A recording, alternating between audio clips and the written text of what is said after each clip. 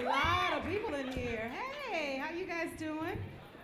Good. You guys look absolutely amazing. And thank you so much for coming out and, looking good because we have cameras in the house. And y'all didn't know we were going to do that, but we are. And all the vendors, this is great. This is great. We're going to have a good time tonight. How are you? I see you rocking that. All right. A lot of natural clients in the house.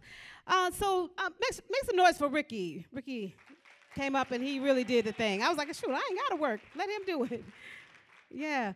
But really, I just want to give you guys a little bit of background for myself. I'm so excited. You see, I don't have any notes in my hand. I got them over there. But right now, I just want to kind of feel you guys and see, where we're going to go. How you doing? Good. Yeah. We are here today because there's so many people who are trying to figure it out, just life in general.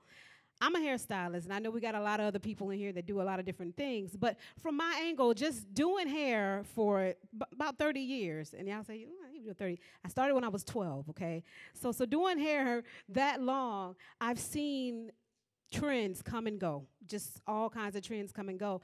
And I think from where I'm sitting, I had the opportunity to be able to tie a lot of stuff together, a lot of things together. So here we are now with this natural hair revolution, right?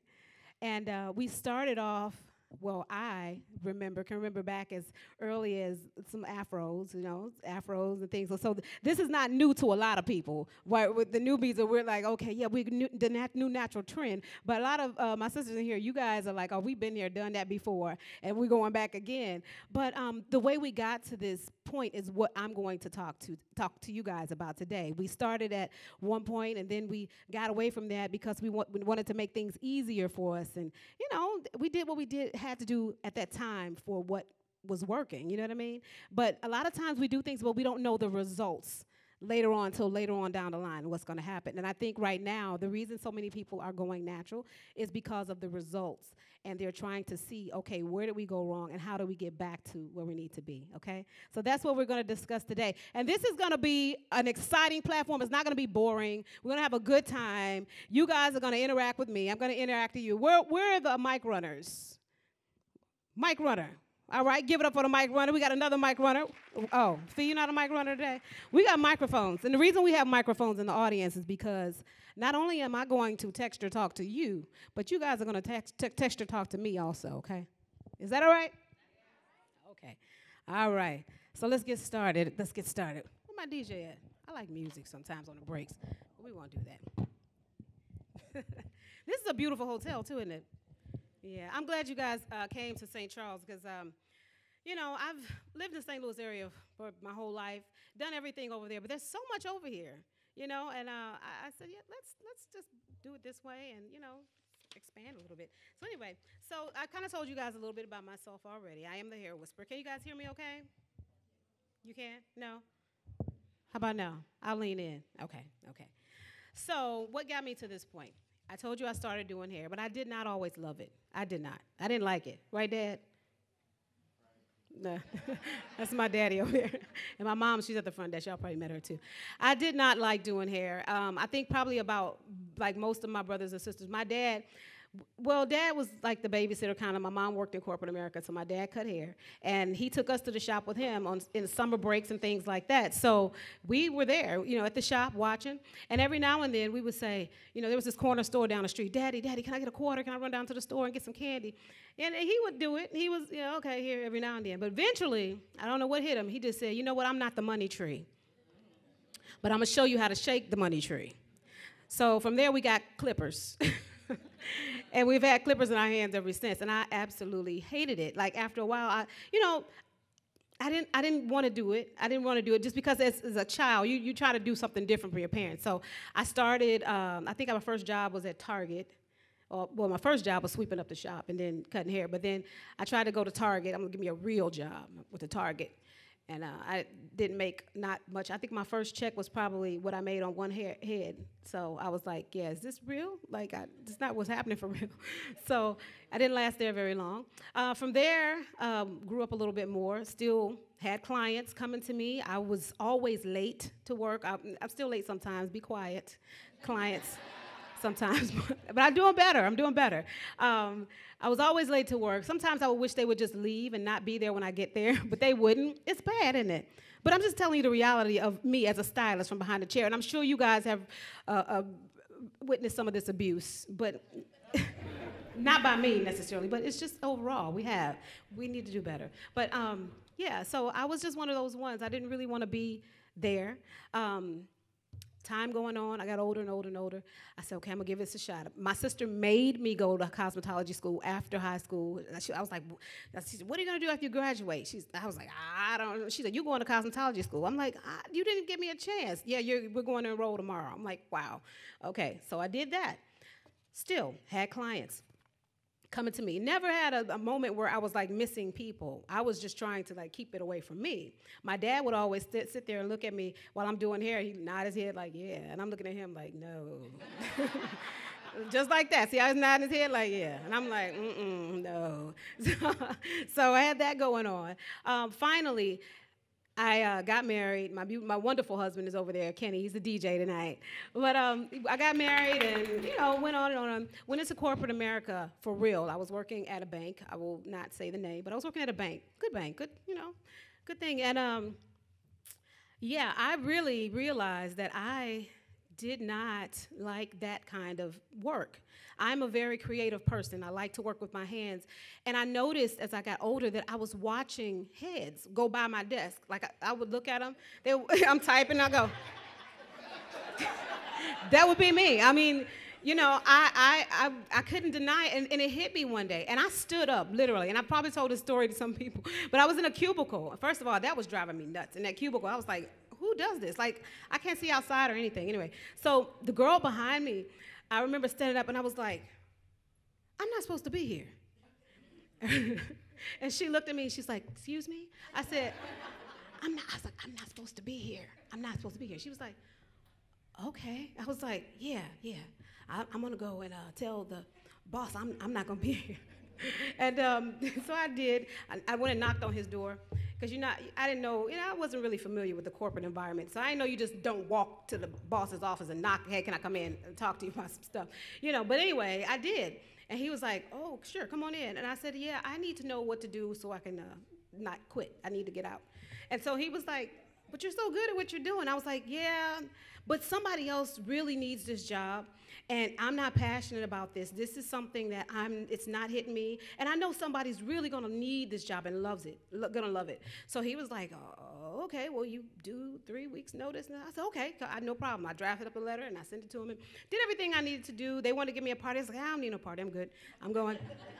I'll see y'all around.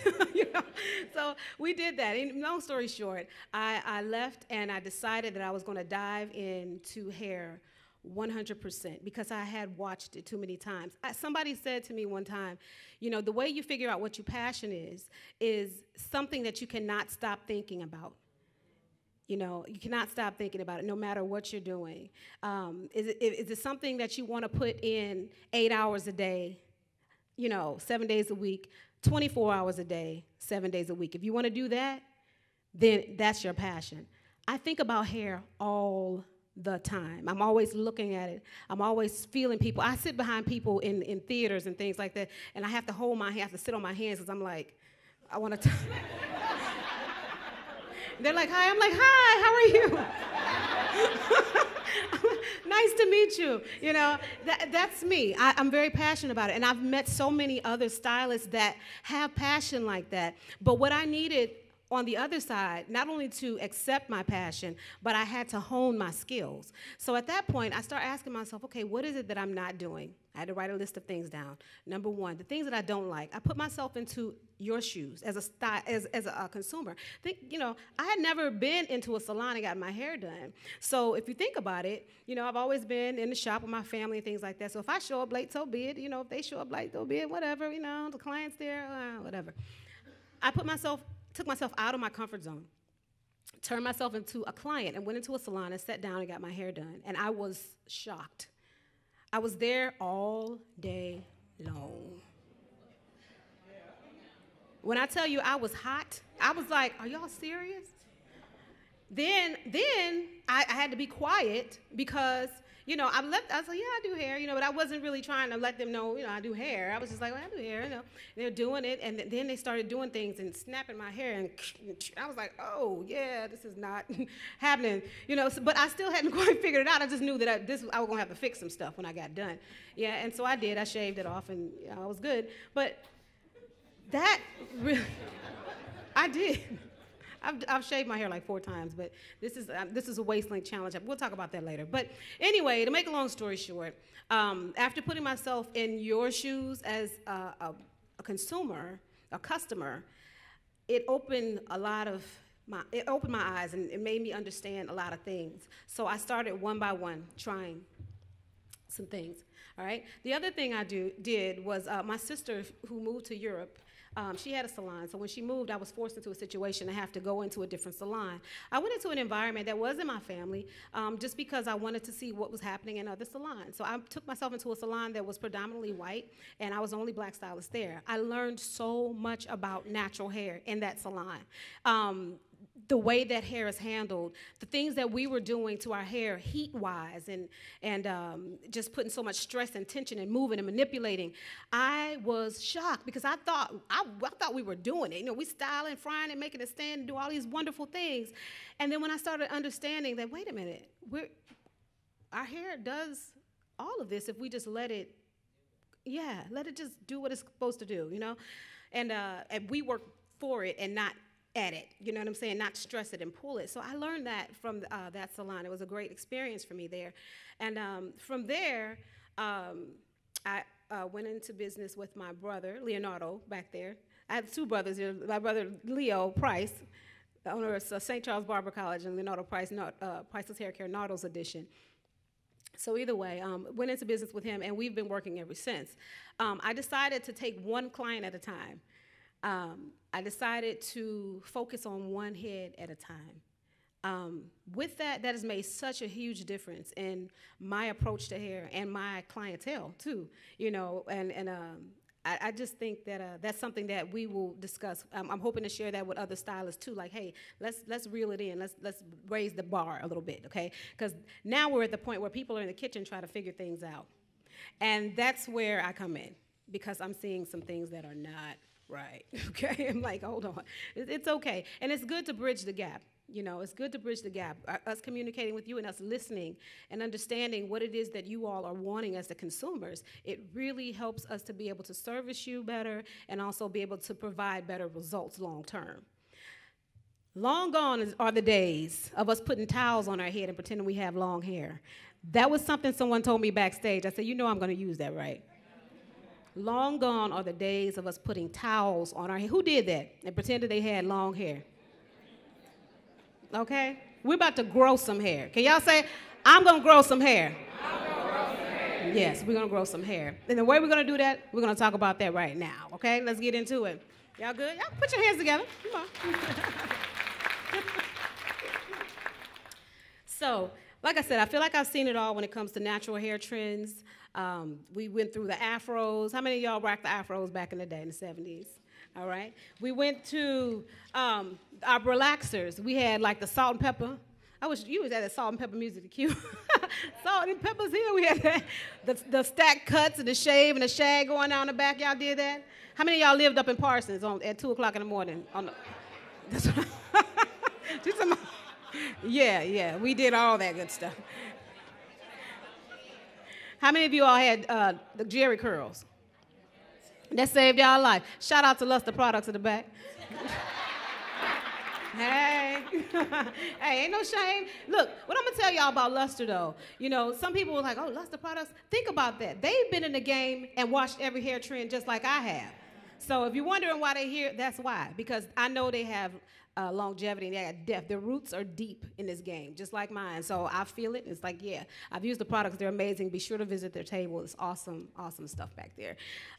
So the Jerry curls, I want to talk about that really quickly. Did you notice how much your hair grew when you had curls? Yeah. Why do you guys think that is?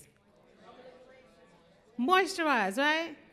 So we went to the phase of relaxers. Everybody getting relaxers. Like, no, don't put no oil in my hair. Don't weigh it down. Don't put no grease. I got to flow. It's got to flow.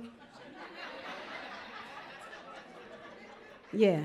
and your hair was on the floor, right? I mean, it's right. Think about it. You know, you got it broke off. I got straight pieces right here. Broke off, broke off. Well, that's what happened. You know, it's dry. Our hair is naturally dry, right? And we're going to talk about the reason. 90s, we had the TLC, the cuts. We had the little bob cuts and all that stuff with the sideburns coming down and the Toni Braxton look and the Halle Berrys, and we did all that. So here we are now with all of these wonderful styles, and I am loving it. If you're loving it, make some noise. I'm loving it because not only is it acceptable to wear it just out in public and nobody look at you sideways like, what's wrong? But it's acceptable in the workforce. It is. And people are learning how to rock their natural.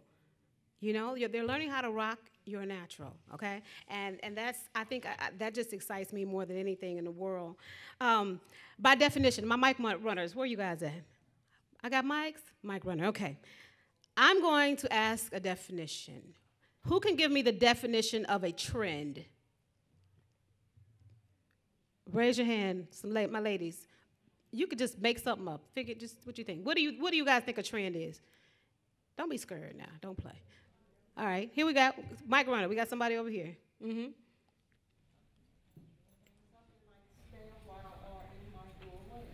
Okay, so I need y'all to turn the mics on, Mike Runners.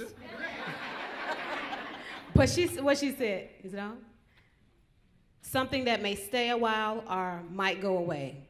All right, we got any other definitions? Any other definitions? What do you think? No? A fad. Follow a leader, a fad. Short term is what she said. All right, there we go. There you go. You can go ahead. A trend is something that might stay a while or it might go away. Okay. Thank you so much. All right, so by definition, and this is just me looking up on the internet, okay, I ain't doing nothing fancy. It says a trend is what's hip or popular at a certain point in time. What's hip or popular at a certain point in time. I say that because there's been so many people that have said, I'll be so glad when this natural hair trend go away. Have they said that to you? Have you heard that? Yes. You never heard that? I'll be so glad when this stuff go away. I've heard it. Man, when is this going out of style? I'm ready to get back to my creamy crack. When is it happening? You know? There's so much wrong with that. Why are you following everybody anyway? Anyway, so let's go. So what's the definition of a lifestyle? Let me get a hand. Who knows the definition of a lifestyle? We got a mic over here. He's coming.